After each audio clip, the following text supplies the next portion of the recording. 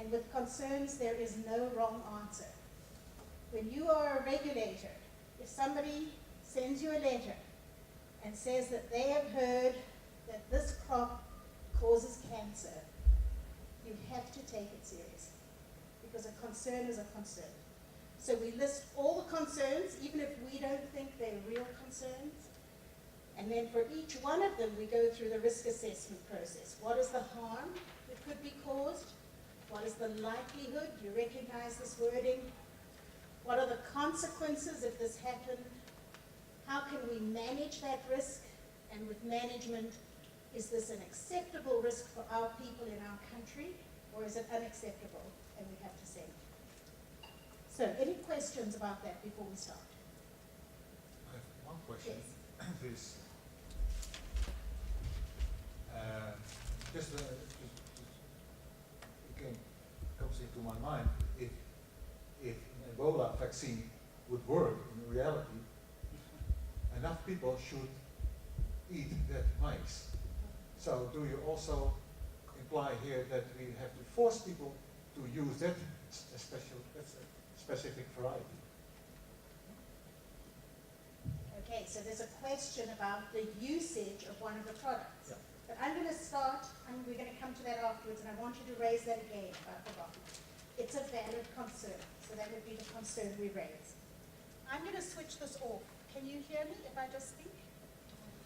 Okay. So, let's start with BT cotton. Think of your countries. How many of you live in a country that is already growing BT cotton? A few people. And that would be South Africa. How many of you live in a country where you think your farmers, well no, let's not ask that. How many of you live in a country where your farmers grow BT cotton? Oh, sorry, your farmers grow cotton. It wouldn't be BT. There's one, two. So quite a few of you live in a country where your farmers are interested in cotton. So let's say that you are all part of the regulatory system in your country. Think about your country, but I'm going to amalgamate it into one. And you receive an application. Let's say it's an application from one of the multinational companies wanting to commercialize BT cotton in your country. So think about it for a minute. And then I want to hear, what are your concerns? You don't have to be a scientist to have concerns. You can be a farmer. So you here, or you're working with your regulatory process to review an application to grow BT cotton. What are your concerns? Okay, so the first point is, what are the benefits? Anybody else? What questions would you ask? Yes. Would the big cotton give me higher yield than the local that I'm using?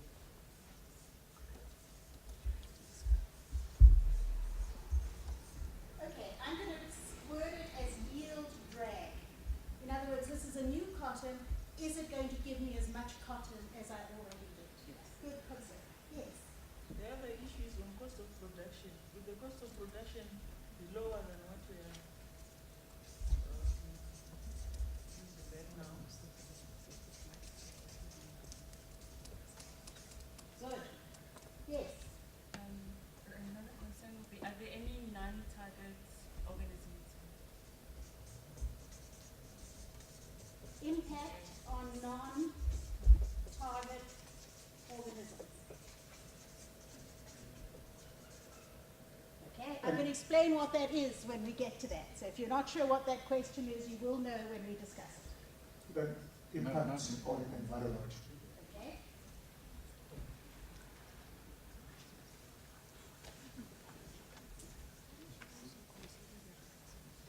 And maybe you're a farmer, maybe you could just say anything specific, like on the water or the soil, or just environment in general. In general. In general, okay.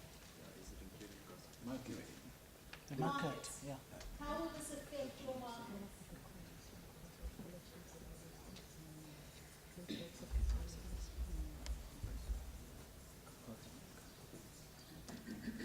Price of the cotton. Okay.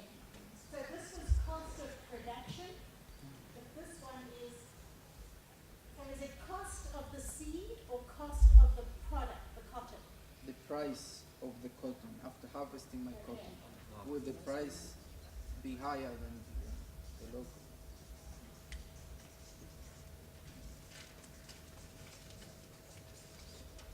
The price of the cotton harvest. Other concern will be the animal feed produced from the byproduct of the cotton Okay. and oil produced from this. So safety of Yeah. feed And and food. oil.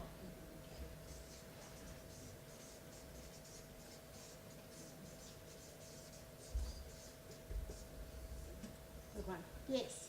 I'm thinking of changing farming practices. Okay. Your concern is that farming practices will change. Can I just request that we speak into the microphone so it's captured on the video? Or speak loud. So the concern there was that this new seed would change farming practices. Another one, I saw a hand up here. Accessibility of the seed. So will the farmers be able to access the seed?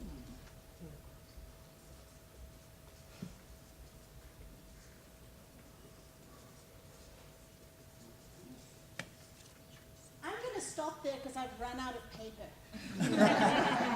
But I hope you understand that as the regulator for your country, you don't stop until the questions stop.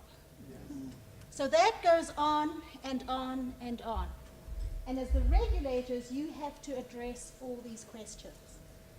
Now, what is interesting in the African context is from all the countries I've worked in, African regulators are allowed to answer this first question.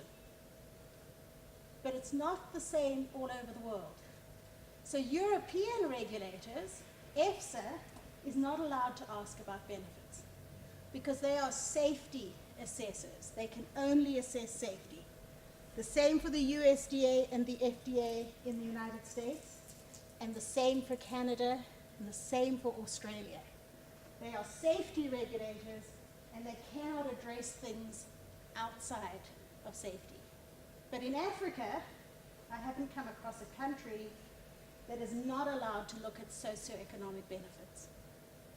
So this includes impacts that are negative and benefits. But what I wanted to show here quickly is that very few of these concerns are actually safety concerns. Here's a safety concern.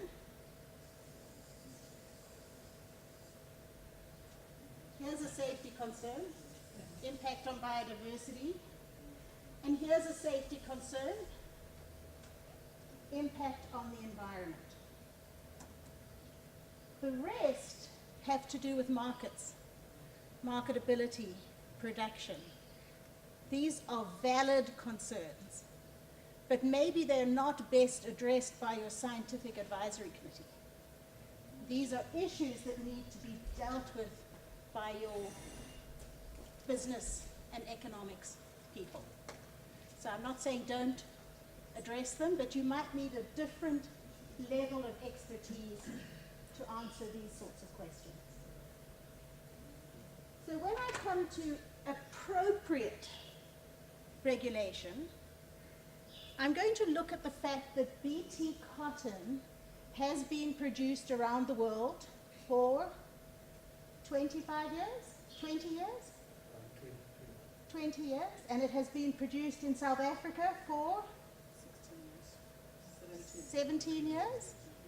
All right, so as African countries trying to make our regulatory system more affordable, more accessible, trying to give our farmers access to these products if they want them, how do we think about BT cotton and the experience that other countries have had?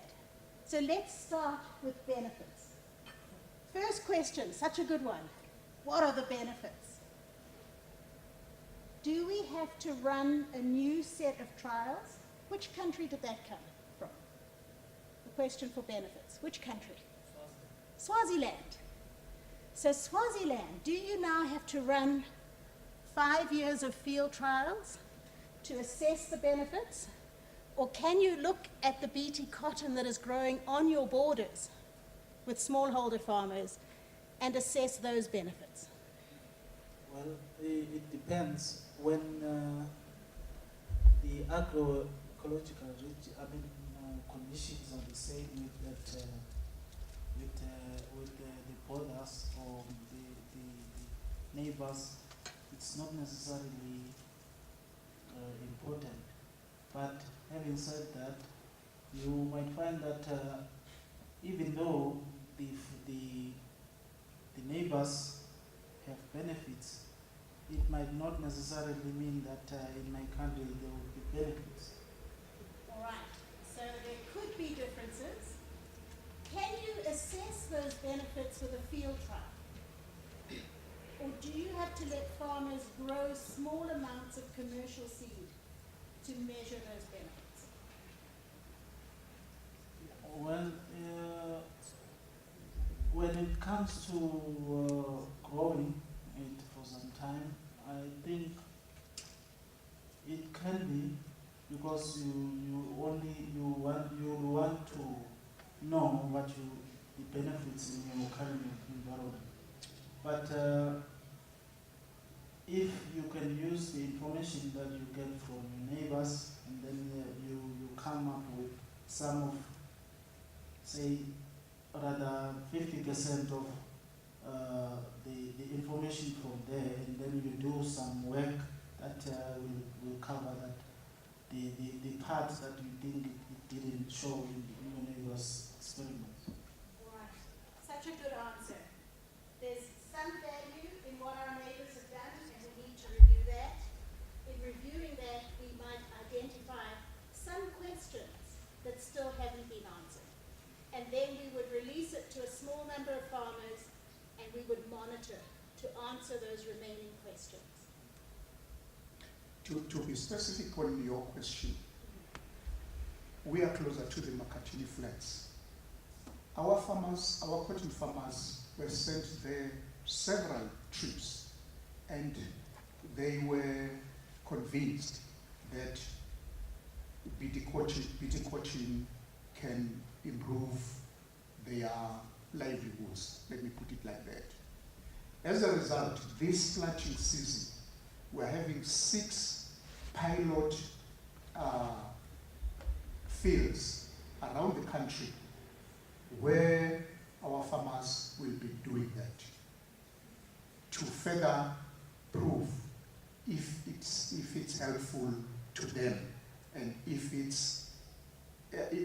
will be in line with their ecological zones. Okay, so I love what I'm hearing. Here is a country that has spoken to its farmers, they've looked at what their neighbors are doing, and they have leapfrogged.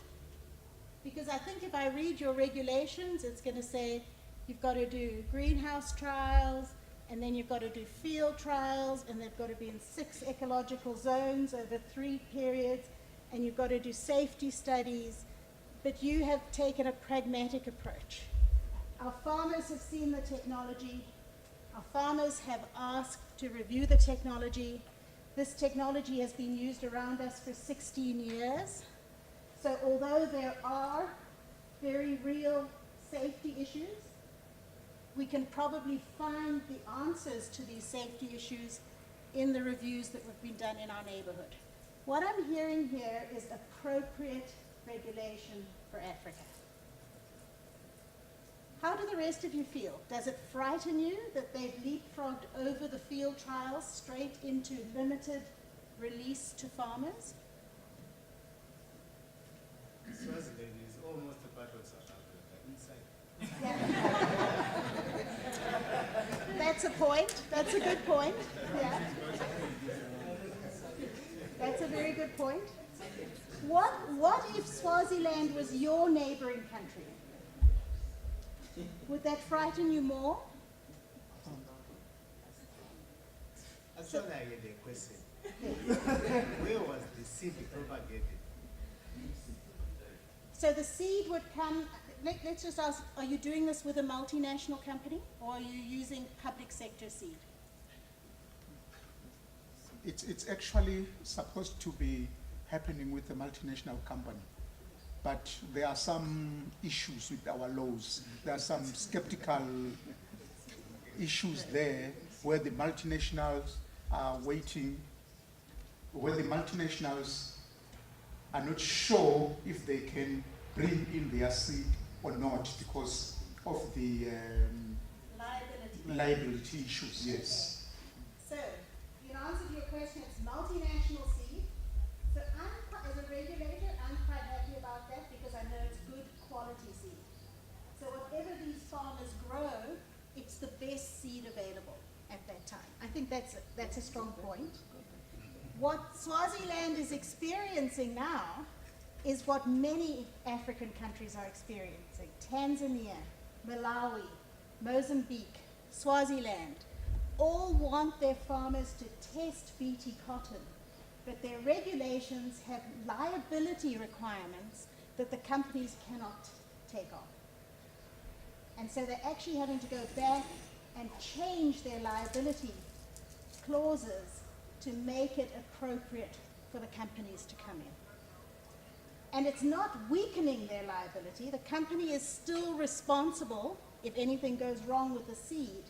But what is there is a very broad liability that if a farmer were to go bankrupt because his maize failed, then Monsanto or whichever company it is, Syngenta, Bayer, would be responsible because they brought in GM seed of cotton. In other words, the liability issues in some of the African laws are so broad that even if the company hasn't brought in that seed, the fact that they're growing GM ties them in. And so countries have to go back. So it's not just you. Other countries are doing the exact same thing. All right. Yield drag. That's a very important point. Will you test that in your limited release? Will farmers be able to measure whether this gives them the same yield? Okay. So this one, you're going to gather your own data. The cost of production. Are farmers going to burden themselves with expensive production, which means they don't get a return on their crop because all their money goes into fertilizer, irrigation, seed? How would you address that during your trial? Are you going to be doing an economic assessment of the crops?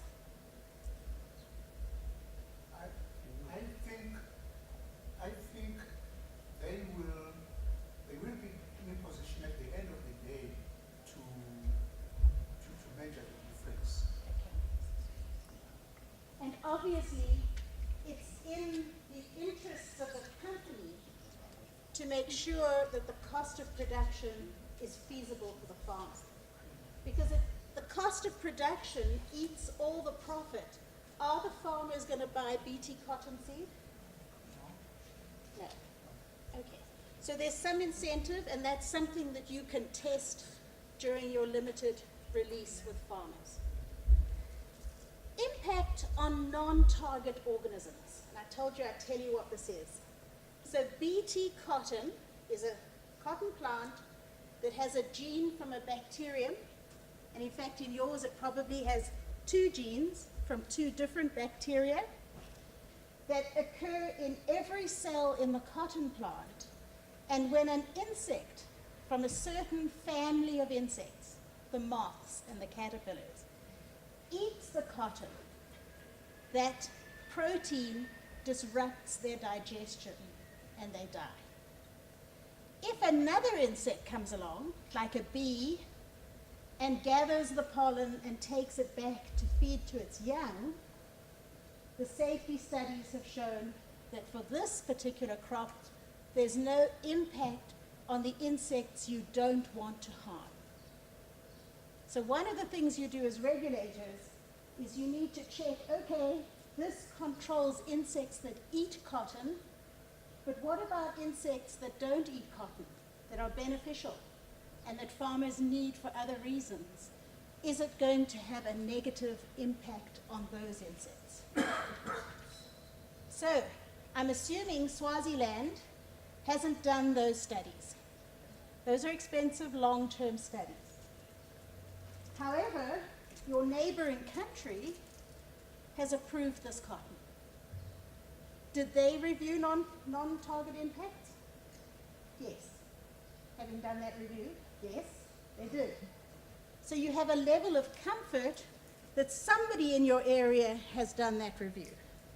And what I like about the regional approach is I would like that your regulators could go and see the South African regulators and you could have a talk about all of these issues and find out what they already know so that you don't have to repeat it. But there was a question, yes. Yeah, now governments would expect different types of insects. Now, if you consider that only the South African one, it will not help because you have to do your own to find out in your own ecological system what type of insects do you expect, and then you try then to find out, or you look at the impact on those insects that you find there. Yes.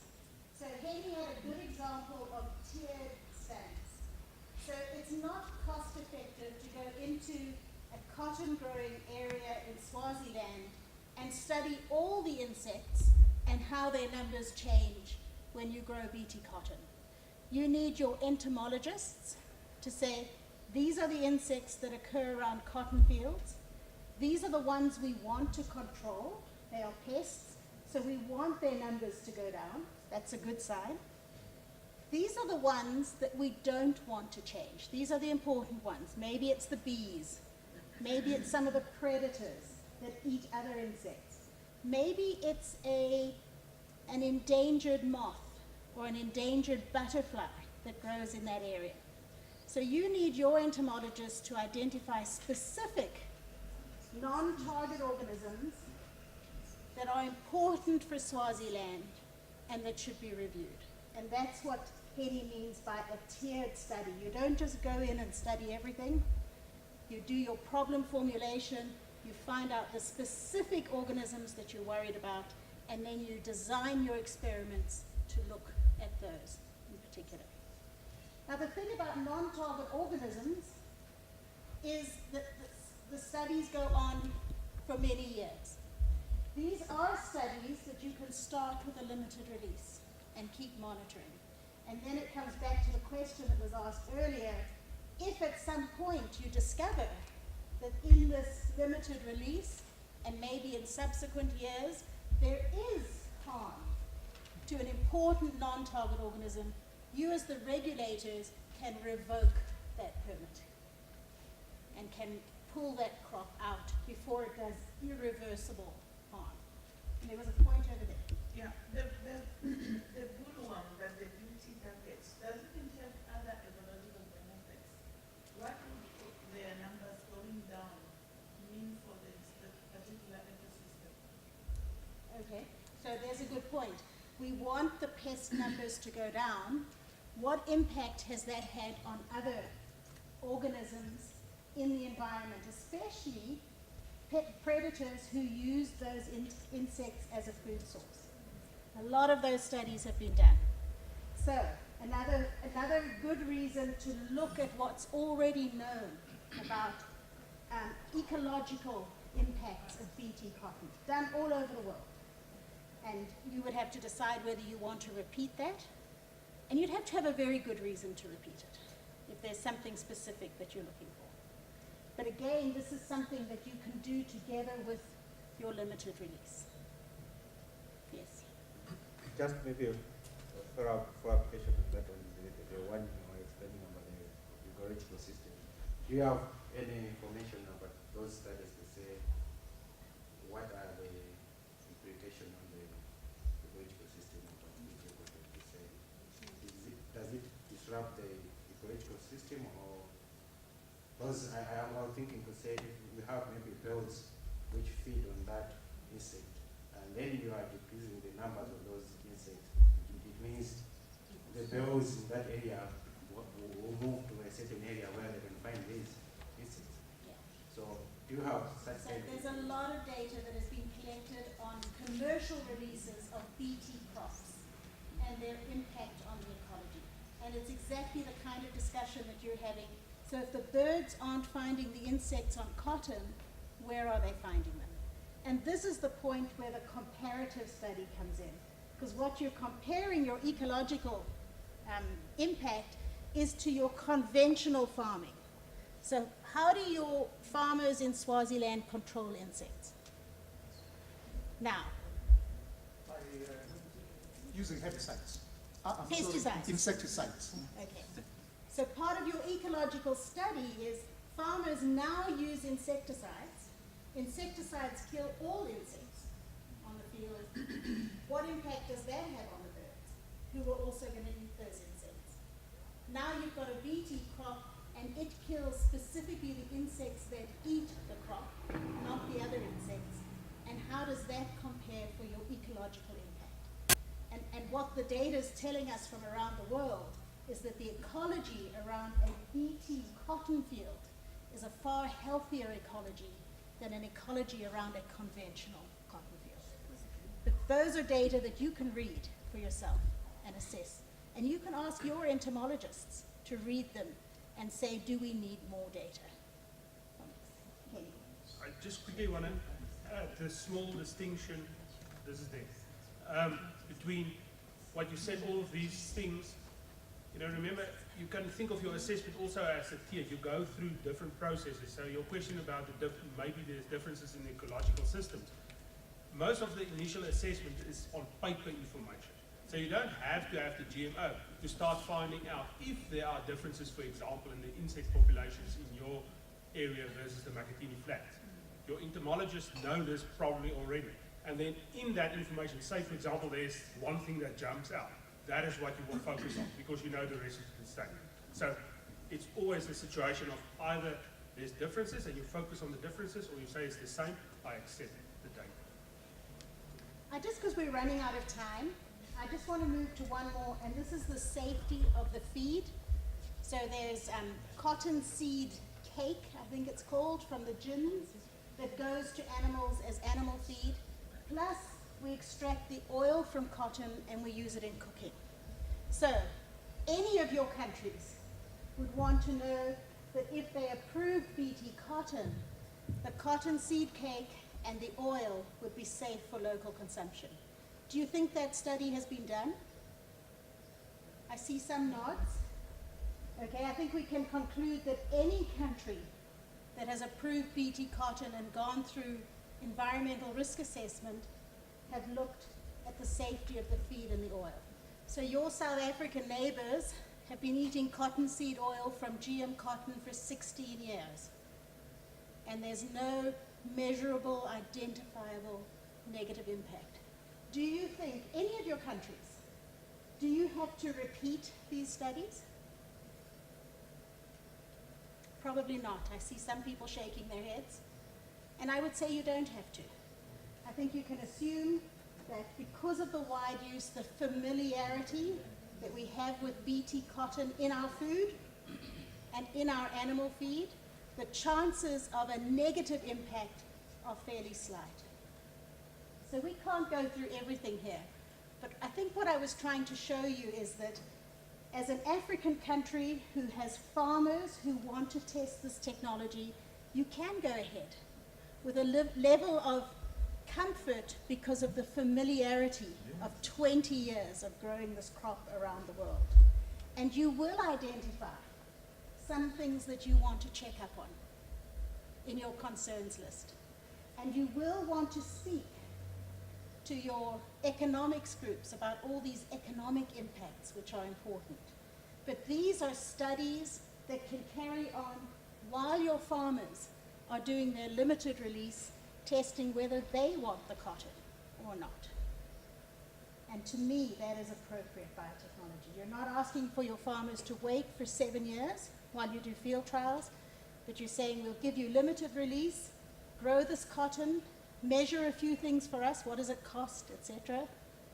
And we will look at some of the environmental issues, and then together, after a number of years, we will make a regulatory decision for our country. Yes, question. Yeah, maybe I'll ask this from the regulator's perspective. we've mentioned a number of concerns that will be maybe come out, and that will be some are socioeconomic and others will be about safety.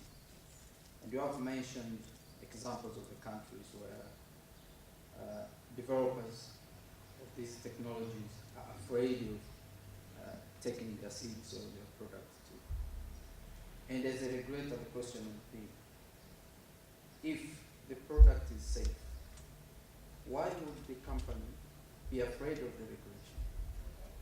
It's a very good point. The company is not afraid of its seed. They're not afraid to market and sell and have people use their seed. The laws that are in many African biosafety regulatory regimes are strict liability. And that makes the company liable for things far beyond their seed. It opens up a whole, so if a farmer, let me give you an example that the South African farmers talked about. If a farmer takes cottonseed and covers it in pesticide and puts it in the field to kill birds, so it's a poison trap for birds. That's illegal in South Africa, by the way. But if South Africa has its current liability laws, the responsibility for that illegal action is the farmer who created the poison trap for the birds. Under African biosafety laws, because the seed comes from Monsanto, under strict liability, they are responsible. And so the government can move the responsibility from the farmer to the company and say, you clean it up. It's your mess. And so until you remove that strict liability that makes them responsible for things they have no control over, they won't be able to grow the seed. But they have no problems